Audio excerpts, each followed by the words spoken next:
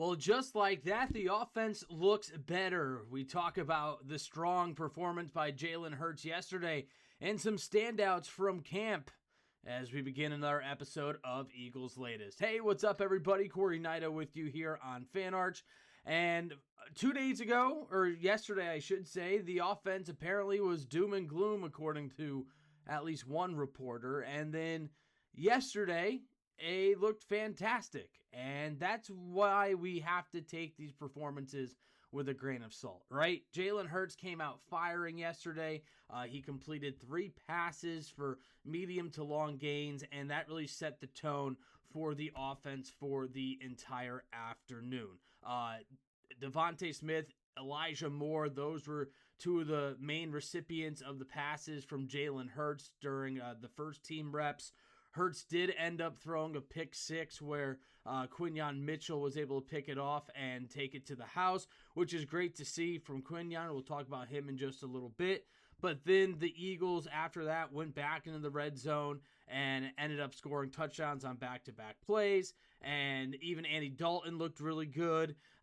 Elijah Moore, as I mentioned, Johnny Wilson had a good day. So this is what we're going to see, right? Some ebbs and flows as the Eagles offense gets underway in terms of feeling more and more comfortable with the new offense. Now, if you care about the stats, Jalen Hurts reportedly went 14 of 16 with 3 touchdowns and an interception, whatever that's worth to you. I don't personally care about the stats. I'm just more concerned about Jalen Hurts and this offense starting to get into sync, starting to get into rhythm with this new look offense with Sean Mannion, and that is certainly what it sounded like yesterday as the practice was moved indoors due to the pouring rain that swept through the Philadelphia area. So a really good sign for the offense after yesterday.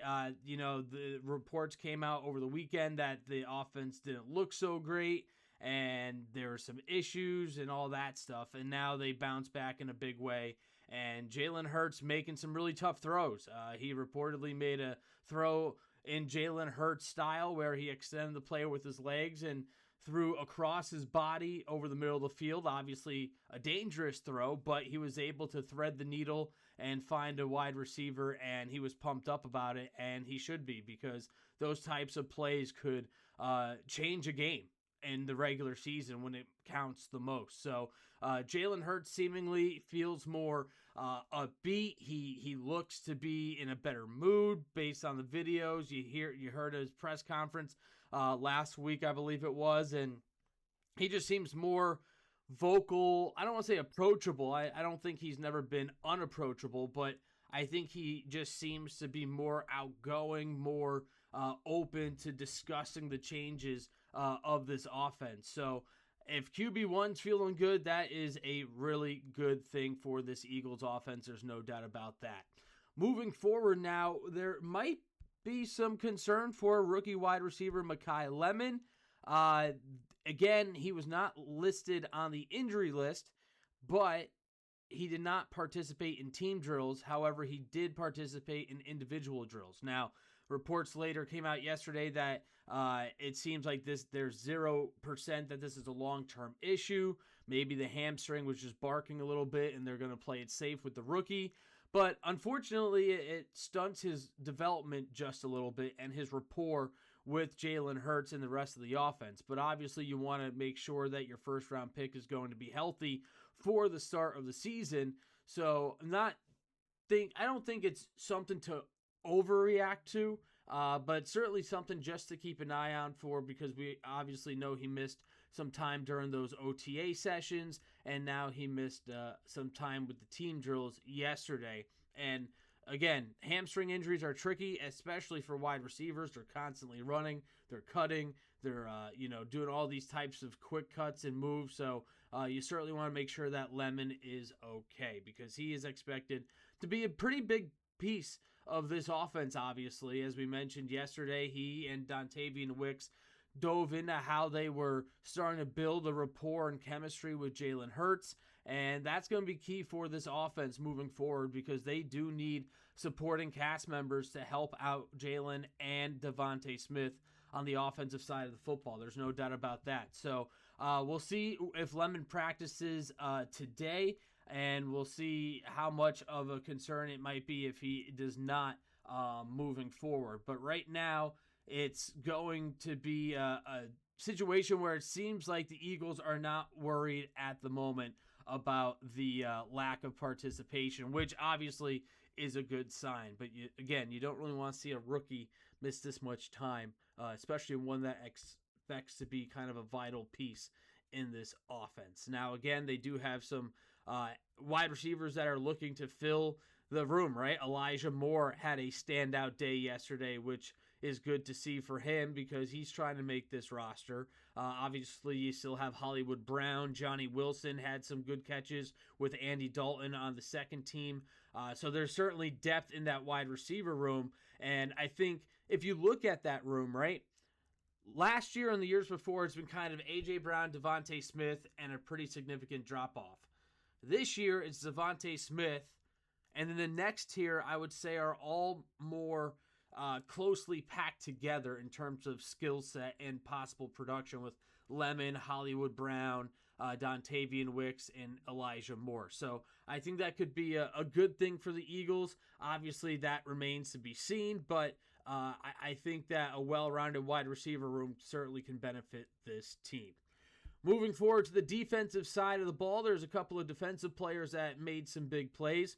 Bernard ended up with a coverage sack of rookie Cole Payton, the quarterback, fifth-round pick this year, was getting some reps as well, and Bernard was able to get to him. Of course, quarterbacks are unable to be actually tackled in the practices, but nonetheless, they blew the play dead, and Bernard was credited with the sack, which is awesome to see. As we know, he's a great story, similar to Jordan Mailata. Eagles drafted him as a lottery ticket and looking to turn him into an absolute stud despite never playing organized football before. So great to see Bernard get in the action. AJ Epinesa had some nice plays, and he's been impressing the reporters that have been able to attend the training camps. Epinesa, as I mentioned in another episode, I think he could be a pretty sneaky candidate to stay on this team. Obviously, you've got Jalix Hunt, Nolan Smith, Jonathan Grenard, but Epinesa is trying to make it on this team, and he was on the second team coming off the right edge, and whatever physical issues he had that the Cleveland Browns were worried about, looks like they're gone. I mean, by all accounts, he looks strong, he looks quick, he looks explosive, and that could be a really nice under-the-radar signing by Howie Roseman to get A.J. Epinesa into the mix at edge. That is for sure. So good job by Howie Roseman to find him and to land him, and we'll see if he's able to stick around moving forward. Last but not least, Quinyon Mitchell, as I mentioned, had that pick six. Definitely want to see that more from Mitchell, right? Obviously, the interceptions in the regular season, not quite there, but he saves his best for last and has a handful of postseason interceptions for the Philadelphia Eagles. But obviously, Mitchell is the team's ball hawk. He is a fantastic lockdown cornerback, and whenever he can make a play, that's obviously a good sign, and Mitchell is certainly going to look to continue to put another strong campaign together. And I think he is going to be that anchor of the secondary, along with Reek Woolen, obviously Cooper DeJean in the slot, and then we'll see what they do with safety, but for the time being, it's Drew Makuba and Marcus Epps. So really a well-rounded day yesterday for the Philadelphia Eagles. It was a big day as well. It was the first day that they were in pads, so it's a little bit more telling how they're reacting, how they're performing, opposed to just T-shirts and shorts.